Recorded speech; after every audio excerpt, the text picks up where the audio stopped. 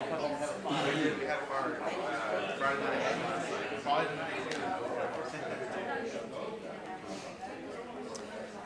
right, good morning, everyone. It's a little past the hour. It's time for us to go ahead and start our Bible class. We are looking at the book of Exodus, and we have been studying Moses. And am I not on? Am I on? Okay, I am on. Okay. And I guess I just realized we've been in chapter 4 for a long time, it seemed like. It just dawned on me. We are going to finish, I think, at least I'm finished with my notes on chapter 4. We shall see what we're going to do. We are in chapter 4, verses 11 through 13 is where we are right now. Let's go ahead and read these verses real quick. So, let me give you kind of a background real quick. Moses is talking to God in the bush, and that just struck me that this whole conversation, however long it took, Moses is talking to a bush that is on fire. And I still just think that's hilarious that Moses is telling a bush, no, I'm not doing it. Anyhow. Verse 11, so the Lord said to him, who has made man's mouth? Or who makes the mute, the deaf, the seeing, or the blind? Have not I, the Lord? Now therefore go, and I will be with your mouth, and teach you what you shall say. But he said, O my Lord, please send by the hand of whomever else you may send.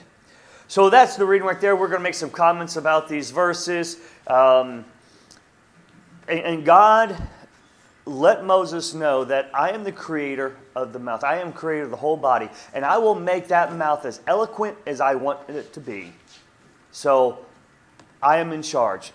So let's go ahead and compare Matthew chapter 10. If someone could turn to Matthew chapter 10. And this is really interesting. Matthew chapter 10, verse 19. So keep in mind, and we're going to compare these two, that keep in mind, God is saying to Moses, I made your mouth, and I will put the words in there that need to be spoken. And in Matthew chapter 10, verse 19, who has that? Okay, Lynn. Verses 19 and 20.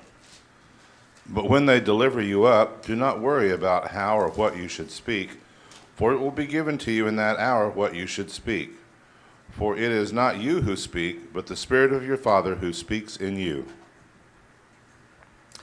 Thank you. So we see, Jesus is talking to the apostles, and he's saying that your Father is going to be speaking for you. Really neat passage in comparing these two. So Moses, go ahead and go back to Exodus. So Moses is told that Yahweh will be his mouth. He will teach him what to say. However, Moses really didn't want to go. Verse 13. He asked Jehovah to send someone else, and Jehovah gets kind of angry with him. And so in verse 14, he says, is not Aaron the Levite your brother? I know that he can speak well. And look, he is coming out to meet you. When he sees you, he will be glad in heart. So Jehovah solves Moses' problem. He says, here's Aaron, and he's going to be your spokesman. He doesn't dismiss Moses of leading the people. He just now has someone to go with him.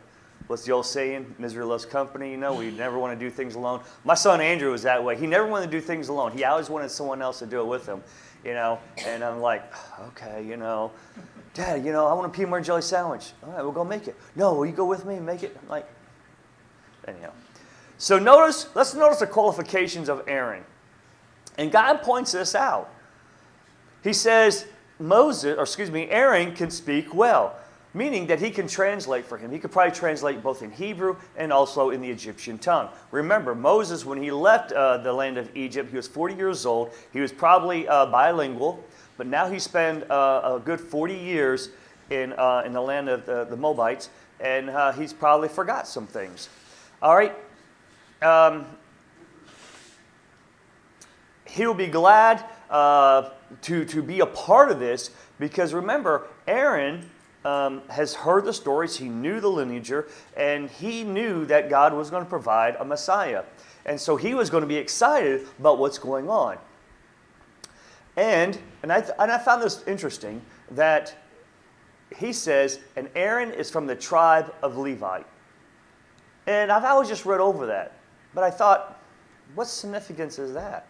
Because at this point in time, if I'm not mistaken, the tribe of Levi really is no different than any other tribe until much later.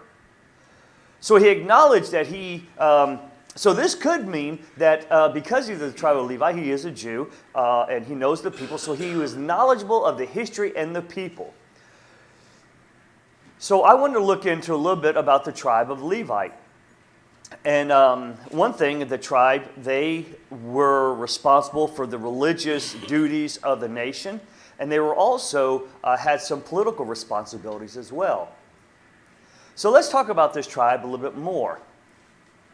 Now remember, later on they're going to become the priests, and they're going to be scattered throughout Israel. They're not going to be given any land, if I'm not mistaken, but they're going to, because their inheritance is in God himself.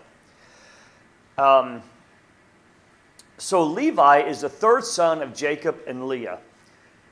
In Genesis chapter 29, verse 34, gives us the definition of the name Levi. And in Genesis chapter 29, verse 34, it says, "Now this time my husband will become attached or joined to me because I have bore him a son." So she called him Levi, and that's what the name means, united or joined. His family will later on become the servants of the temple, and they would be the ministers there. Levi himself was he had a hot tempered, and he was treacherous. And I think it was Dole that kind of spoke about him a little bit, and I think he made the comment about, here's a guy who has a hot temper and yet he's going to be your spiritual leader. You know, I think about someone like Hulk Hogan being your gospel preacher. If anybody watched wrestling, it's like, I just thought that was hilarious. I humor myself a lot, especially when I was driving semi. I really laughed a lot. Yes, Lynn? Paul, I have a question for you concerning Aaron. How do you think Aaron showed up in the land of Moab during a time when the Israelites were slaves in Egypt? You know, I thought about that too. And and we're going to talk about this a little bit. Aaron was older than Moses. So if Moses is now 80, I don't know how old Aaron is. And both Aaron and his sister, forgot her name, are both older than Moses. So most likely he was not making bricks. He was an older gentleman. There's no telling. But that's a good question. There's a lot of little questions like that I ask myself, like, So, anything else? So going back to Levi, he was very hot-tempered. Him and his brother Simeon led a vengeance against Shechem when he defiled their sister in Genesis chapter 34, verse 25 through 31. This resulted in Levi to seek refuge among the tribe of Judah to escape the vengeance of the Canaanites because they wanted to kill him. If you want to know more about that story, you can go back to Genesis and read it. It was the sons of Levi that killed 3,000 Hebrews for the rebellion against Jehovah in the wilderness. Let's go and turn to Exodus chapter 32. So Exodus chapter 32, and if I can get a reader for verses 25 through 29, and you'll be able to figure it out. So verses 25 through 29, Mark has that. So Exodus chapter 32. Mark, actually jump up to verse 24. 24 through what? 29.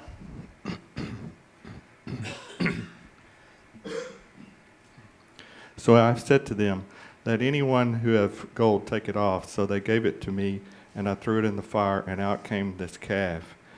And when Moses saw that the people had broken loose, for Aaron had let them break loose to the derision of the enemies, then Moses stood in the gate of the camp and said, "Who is on the Lord's side? Come to me." And all the sons of Levi gathered around him. And he said to them, "Thus saith the Lord God of Israel, put your sword on your side, each of you, and go to and fro from the gate to gate throughout the camp, and each of you kill his brother, and his companion and his neighbor.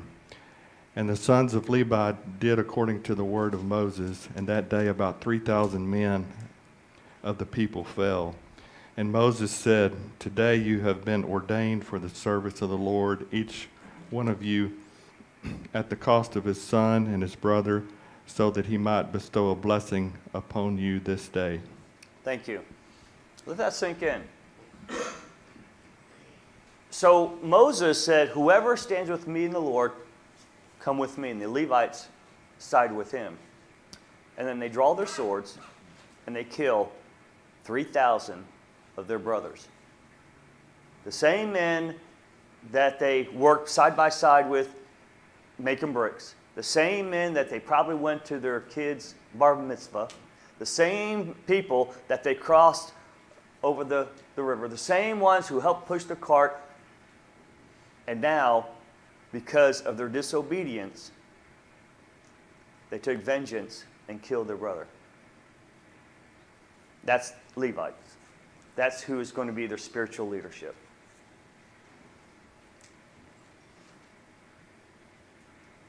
What are your comments or questions at this time?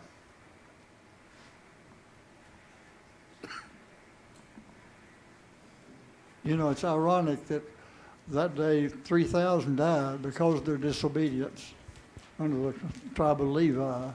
On the day of Pentecost, 3,000 were saved because of their obedience and obeying the gospel. That's right. That's a good point. Good point. I think it's important as far as Moses when God tells him your brother's coming and tells him Aaron's coming, we're starting to see family relationships that must have been more detailed than we're told in Scripture. But here he knows who's coming. He knows, I think Moses knows exactly who he is and is aware of it. So Moses was more aware of his family than we see in Scripture and other places. And that's good. I appreciate that observation. And I think that's really significant. You know, remember, Moses is the younger brother, so your older brother's going to come over and help you. Man, that's got to be some comforting. You know, that really good. I appreciate that. So it is worth noting that Moses' objection to God, that God was very patient with Moses. With all of his objections and all of that, he was very, very patient. What we see is a lack of faith on Moses' part. That's what we see. It seems that when God had brought Aaron in as Moses' helper, Moses didn't have any more excuses. He seemed to be okay with it. And notice verse 15 through 17. We're not going to take the time to read that, but as I'm kind of talking through it, you can go ahead and skim it real quick. Jehovah calls Moses that he will be with both of the men, and Aaron will be his spokesman to the people. He will be the mouth to Moses, and Moses will be like a God to Aaron. Now, I found that phrase, like a God to Aaron, very interesting. So God commanded Moses to speak to his brother and to put all these words into his mouth, and he will tell him everything that's going to go on. It was Moses responsible to relay all the information to his brother, and then his brother then will relay it to the people. So that phrase, like a God to him, I want to learn more about that. Okay, what did it actually mean? What did it look like? Because in my Bible, it's actually capitalized as a G. And Mark, what translation do you read from? Okay, and how does that verse read? Does he say like a God or like a master? Verse 16, chapter 4. God. Like a God? Okay. Is there any other translation that has anything different? Okay. Capital G? All right. Fascinating, you know. So there were some different thoughts on all that. One of them was that he was saying that you will be a master to him. That's why I brought that up. Another thought was that Moses will deliver that which Jehovah had communicated to him. So, very, very interesting thought. So as I brought up earlier, that Moses is the younger brother to Aaron and Miriam, that's her name. In the book of Numbers, we have an account where Miriam and Aaron kind of show disrespect to the little brother. And this has always been a problem with Moses and his older siblings. So again, turn to Numbers chapter 12. We are not going to read all this. I thought maybe we might, but I thought, no, we're not. Really good story, and I think, Doyle, were you teaching that class? And I don't remember what the class was. Maybe it was Woody. Anyhow, but in Numbers chapter 12, we have the story of Miriam and Aaron, and they're speaking against Moses here. And if you notice that they are speaking against Aaron, verse 1, because of the Ethiopian woman that he had married. And they say, they're talking to the people, and they say to the people, has the Lord indeed spoken only through Moses? Has he not spoken through us also? And the Lord heard it. You know, so yes, the Lord had used them, and he used them, but the thing is that they're trying to elevate themselves above Moses. One writer made this observation that while Moses was at the burning bush, part of his objections was concerning that the nation of Israel and Pharaoh would question his authority and not respect him as a leader. And this is an ongoing thing that we see with the people of Israel, and even his own brothers and sister, that they didn't respect him as a leader. They didn't, in spite of everything, they did not respect him. We see this in Exodus chapter 32, verse 24, where Aaron, we just read that, where Aaron made the era and made that golden calf for the people. And that story, I wish VeggieTale made that into a cartoon. I would have enjoyed that. You know, I just threw the gold in the fire and poof, this God came out. That just... All right, let's go ahead and go back to Exodus chapter 4. So we can see how his brothers and sisters also worked against him. If you want to read that story in Numbers chapter 14 or 12, go ahead, really great story. So in verse 18 of chapter 4, he returns to his father-in-law and he tells his father-in-law, hey, I'm going to Egypt. And I don't know if he told him the whole story. The text just tells us, I want to go back and see my brother in Egypt. So he leaves. In verse 19 through 23, God reminds Moses what he is there to do and how things are going to play out. And remember, God has at least explained this to him, maybe this a third time, if not the fourth time. So he's given that assurance over and over and over. Moses brings his family with him in verse 20, and then it brings us to verse 22 through 23. If I can get a reader for those two verses, please. Then you shall say to Pharaoh, thus says the Lord, Israel is my son, my firstborn. So I say to you, let my son go that he may serve me. But if you refuse to let him go, indeed, I will kill your son, your firstborn. Okay. So Moses ultimately knew what was going to happen. God has given him all the assurance that I am going to be with you. I'm going to speak for you. I will be with you. Don't worry. I will be with you. And ultimately, he knew what was going to take place. And this whole time, he continually encouraged Moses.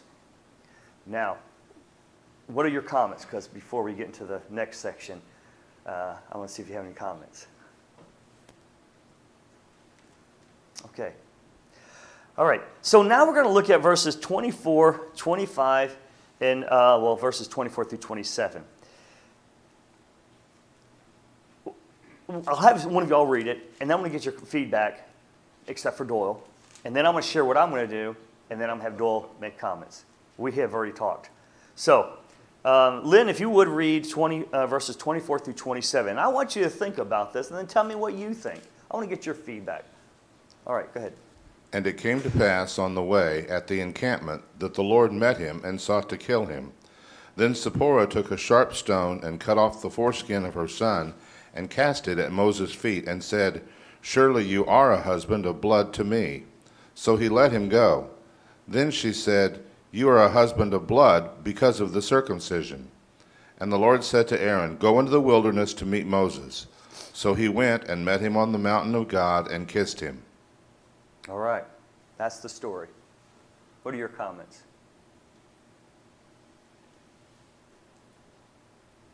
What just happened? Exactly. Yeah, I know. All right, Scout. Yeah, this is a difficult passage. This is a difficult passage. Matter of fact, one commentator said, this is a difficult passage. This is like the most difficult passage in the whole book of Exodus. So, of course, I had to read a lot more and read. And at what, 7:30 this morning, or maybe 6:30, I can't remember, I texted Joel and said, hey, read up on this and tell me what you think. I said, sorry it's so late. Out of all the sources that I read, Matthew Clark, I think, had one of the better explanations of what the others had said. Now, I mean, this is one man's opinion, and then Joel and I, he's going to share, but really fascinating story. So I'm going to read to you what Matthew Clark had to say in regards to this small section. And like Lynn said, what just happened? Okay. Do we have a comment? Oh, okay. No, I'm just getting ready. Doyle will have one. Okay. The account in this and the following verses is very obscure. Some suppose that Exodus chapter 4, verse 23 is not a part of the message to Pharaoh, but was spoken by the Lord to Moses, and that the whole may be thus paraphrased. So basically what he just said, that some are proposing that verse 24 is not connected with verse 23. And so he's getting ready to paraphrase verses 24, 25, and 26. He's not taking a side on that one, on that argument. He's just saying, some say that. But now I'm going to paraphrase the story.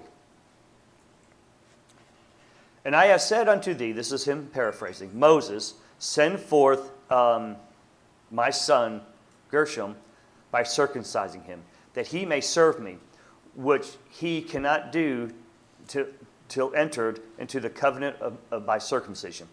But thou hast refused to send him forth. Behold, therefore, I will slay the son, the firstborn. And it came to pass by the way in the inn, when he was on his journey to Egypt, that Jehovah met him and sought to threaten to kill him, Gershom that is. Then Zipporah took a sharp stone and cut away the foreskin of the son and cast it to his feet. That's Jehovah's feet. He says, probably Jehovah appeared in a bodily shape, and the Septuagint called him the angel of the Lord, and said unto him, a spouse by blood art thou unto me.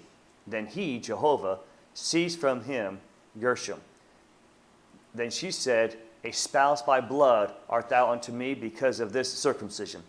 That is, I am an alien, have entered and fully into the covenant with thee by doing this act, as my son has on whom this act has been performed. So basically, according to, and I'm not going to read the rest of it, but according to Clark, Moses had failed to circumcise their son. In order for the boy to be accepted into the community of the Israelites, he had to be circumcised.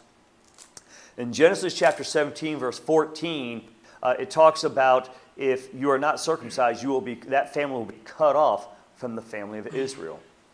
And so when this incident happened, she finally got it. She understood that, hey, he needs to be circumcised in order to be part of this covenant. And so she did it immediately right there.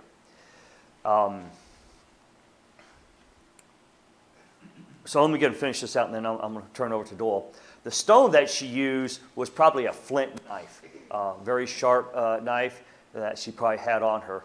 And so in verse 26, her and the boys go back to her father, and some say that Moses actually divorced her here. I'm not going to go down that rabbit hole. I don't know if Doyle wants to make a comment, but some said that he actually divorced her. Whatever. All right. So, Mr. Doyle, enlighten us.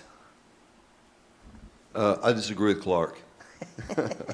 I separate verses 22 through 24. A whole different thought begins. Then is they came to the place where they come to a place to camp out. I think it's a whole other thought. Before that, I believe God is challenging Moses and saying, "This is what you're going to do. You're going to go to Pharaoh. You're going to." When it talks about Israel is my firstborn, It's not talking about Gershom. Matter of fact, I don't think the one who was circumcised was Gershom. I think it was his second son, Eleazar, that was circumcised. Gershom would have been born earlier on. He's been there for 40 years. So he'd been born earlier on in that time that he was there in Midian. So I see this as another son. Like Gershom, when he was a little boy, Moses would have done what he was taught as a Hebrew. 8-day-old, it's the time to circumcise him. And remember, this is a covenant that's given to Abraham that will later be put into the covenant that was given to them. So as a law of Moses, it's not a law of Moses, this is the law of Abraham. So Moses isn't following the law of Abraham in that when Eleazar is born, and apparently Zipporah didn't like the idea that that firstborn son, Gershom, was circumcised, and how awful it was. You know, my little baby's bleeding and crying and hurting.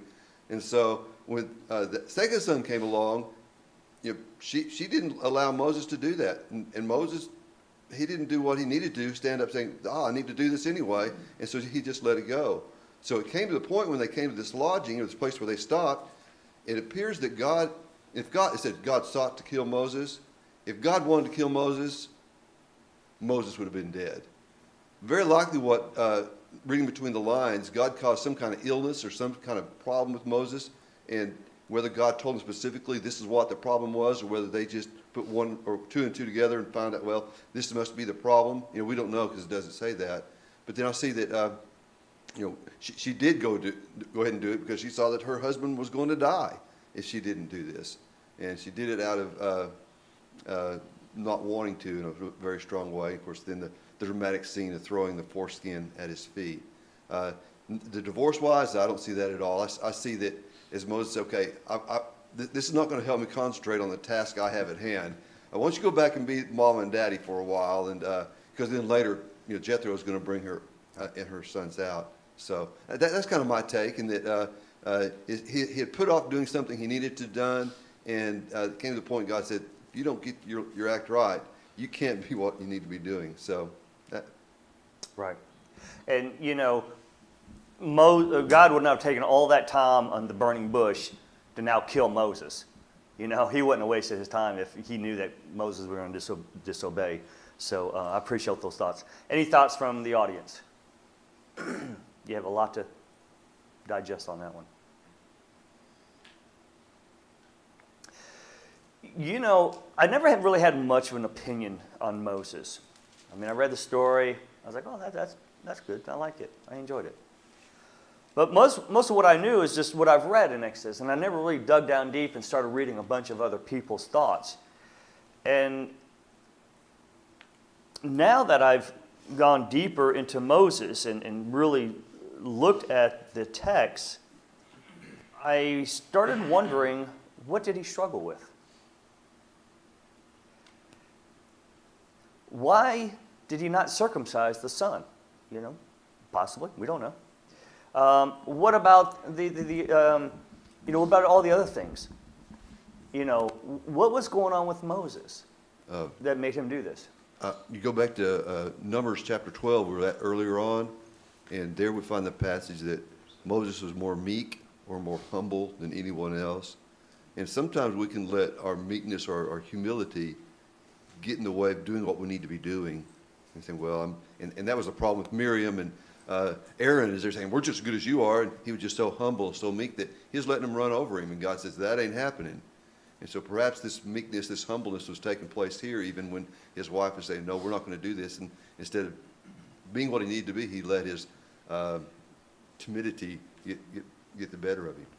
And I appreciate that. And I know, going back to some of the research, that that was not a custom, I think, for other countries or other cultures to circumcise your children like this. It wasn't a custom. And so while he was living in this foreign land, he probably gave in to the custom and said, okay, I won't do it, for whatever the reason. Moses himself is far from passive or being an introvert. Okay, I don't see him as passive or being an introvert. He may be humble and meek, but I also see that he has a very strong will in some instance. Yes, sir. We were talking in Numbers chapter 12 about the disagreement, the dissension of Aaron and Miriam with their brother Moses. And the verse that Doyle was referring to, verse 3, in parentheses, at least in the New King James says, "Now the man Moses was very humble, more than all men who were on the face of the earth." Do you think that it was difficult for Moses to write that down when God said, "Okay, write this"? And he's like, "What?" I thought the same thing, and I wasn't going to make a comment. But yeah, it is kind of interesting how some of the things that he says in here, in all of his writings, you're thinking, wait a minute, you're the one writing it, and you're talking about yourself. Because you think about John, the way he wrote, the one that Jesus loved. Inspiration of Scripture, we're supposed just to obey it. So Moses, I don't see Moses as he's not very passive or an introvert. Kind of going back what you're saying, that sometimes, I think we just have a tendency sometimes to let people just run their mouth. At least I do. At work, some of the jobs that I've had in the past, some people want to be large and in charge. I'm like, okay, go right ahead, And, they want to run their mouths, and then, I might throw my 2 cents, and they're like, come to find out I was actually right. I mean, I can be large and in charge too. So I don't see him being as an introvert. He represents a prototype of biblical heroes whose greatness lies in self-assertiveness. But most importantly, he is obedient to God. And that is what's really the key with Moses. He was obedient to God. Moses is a compelling figure because he possesses human faults. And that's one thing I started really focusing on is Moses' human faults.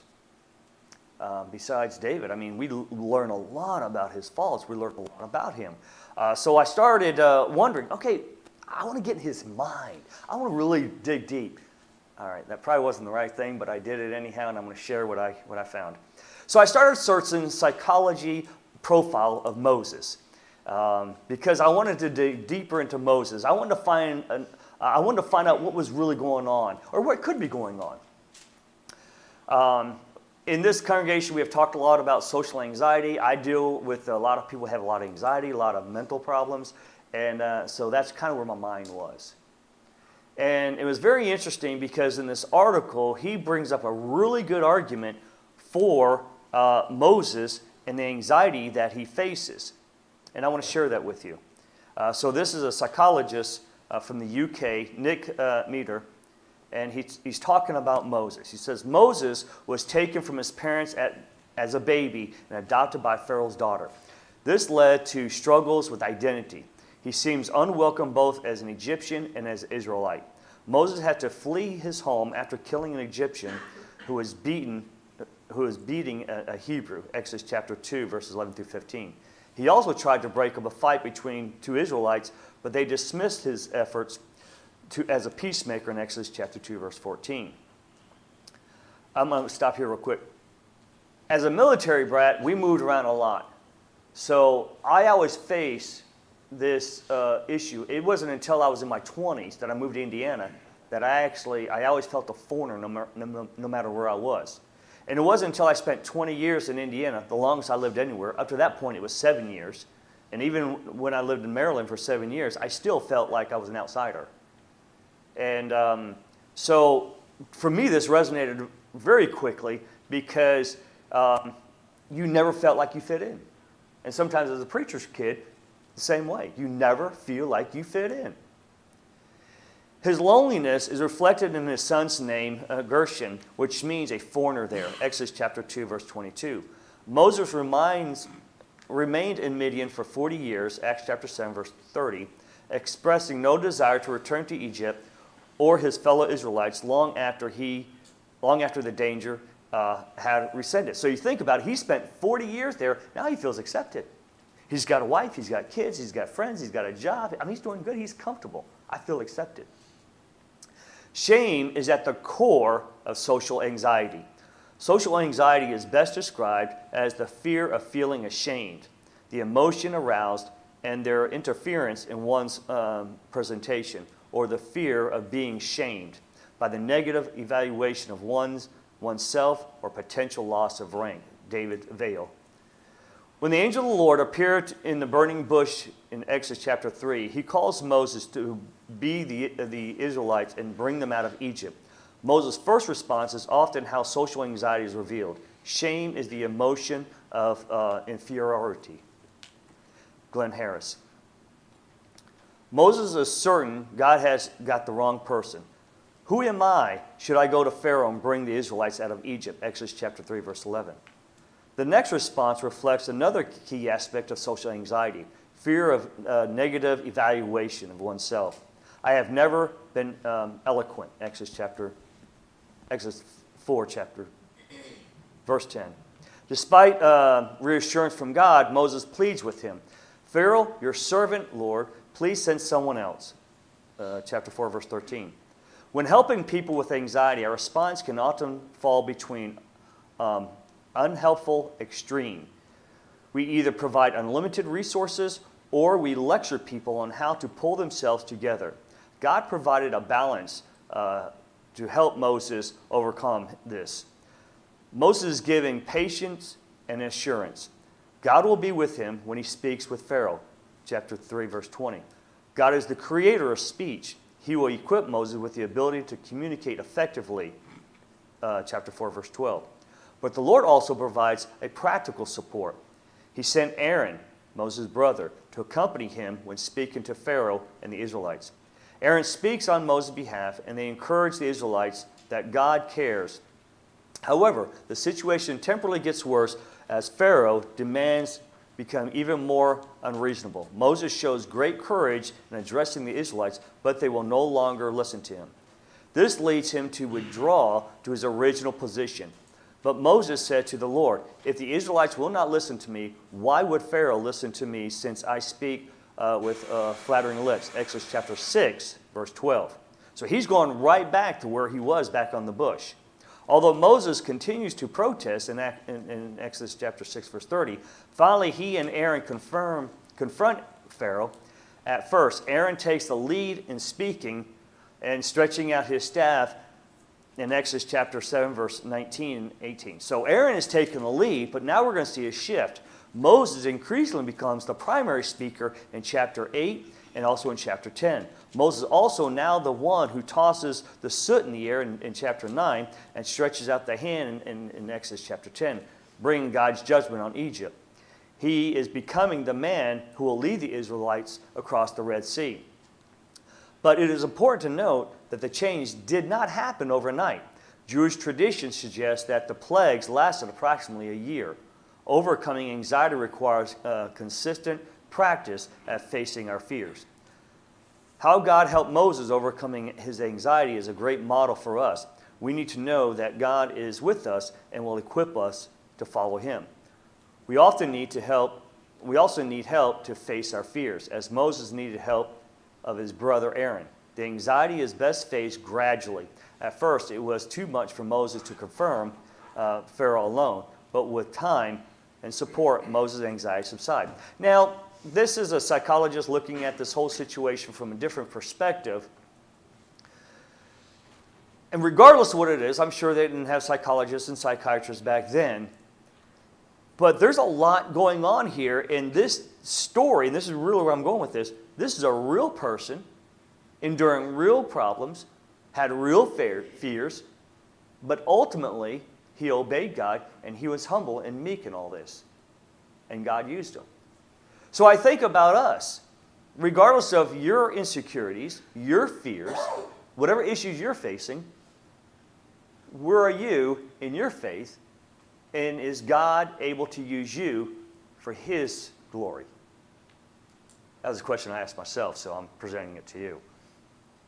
You know. And so, okay, before we move on to verse 27, any comments?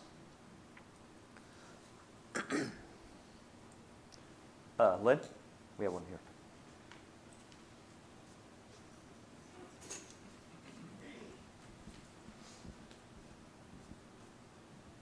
I just wanted to, referring back to the circumcision, Who was supposed to do this procedure? Was it a member of the family that was supposed to do it, or clergy, whatever the Levite?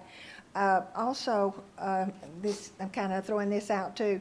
Was Jesus taken to the temple at age 8 days to be circumcised, or was he already circumcised at home and then taken just to be noted that it had happened? I think at this point in time, it was the father's responsibility. And I think once the Levitical priesthood was established, I think they then took him to the priest and they did it there. I think that's how it all worked out, because, we're going to be entering into the patriarchal period, or actually it was back there. But anyhow, it was the father's responsibility. Was she kind of insulting him doubly by doing it herself? Well, yes, and it's interesting, and that's why I want to get, because his thoughts were different than mine, that either Moses couldn't because he was too sick, or she wouldn't allow him when the child was of age at the first time. And this is probably an older child now. We don't know how old he is. He could be 20 for all we know. But now, because he couldn't, it fell on her, for whatever the circumstances, right? But it was ultimately his responsibility. And so, she wanted to hold on to her little traditions, but God is saying, no, I need all of you. And so she's like, okay. I don't know. Anyhow, I got 3 verses, and we'll finish. Oh, we have a comment. Hey, on the topic of kind of Moses' perspective, I've always seen him as maybe reactionary, but also very passive. So passivity in general, kind of as a man, we are called to not be passive, right? We are to open the door for ladies. That's our culture. That's the thing we do. We are to stand up when we see those around us kind of brought to their knees. We're to stand up when we see Christ's name being blasphemed. There's a lot of these things. When we look back at the very first sin, who was standing right next to Eve when she was eating the fruit? And who was passive, right? He just let it happen. And is like, hey, here's the fruit. Oh, I'll take a bite too. Why not? Passivity. But at the same time, we look at Moses, and very similar. We're talking about the circumcision. He was passive in that somehow. We also see him with the Israelites. It didn't seem like he was very forward in his teachings throughout. I know we haven't gotten there yet, but throughout moving the Israelites around, yet he's reactionary, right? He reacted and killed an Egyptian. He jumped in the middle of a fight because he was reactionary to stop it. But he's also reactionary when they were complaining and he struck the rock. So it's like he has this, in my maybe perspective, he has a passive nature for doing right consistently, which us men, I think, are called to be and to do. Yet he's very reactionary in those situations, especially when emotions take over. Just some thoughts. No, that is good. And I thought about that too. And he would go from 0 to 100, like that. And, I shared some stuff that when I was a drill sergeant. I would do that too. I'd go 0 to 1,000, And then when I'd come home to my children, I realized I can't do that. I can't do that. So I've tried to learn, and as men, sometimes we do 0 to 1,000, just like that. And that's a good point. That's a really good thing. And I've always wondered about. We're not going to get to verse 27, by the way. I always wondered about Adam, and I'm really hard on Adam. All right, because we are where we are today because of Adam. That's my opinion. Yeah, I know his wife ate the fruit, but you know what? You should have stepped up and said no. And so I put a lot of it on Adam. All right. Any women? Any comments for the women? We got a lot. We're talking about you. Oh, that was the second bell, right? Yes. Okay. Thank you for your comments. Yeah. That's good to have.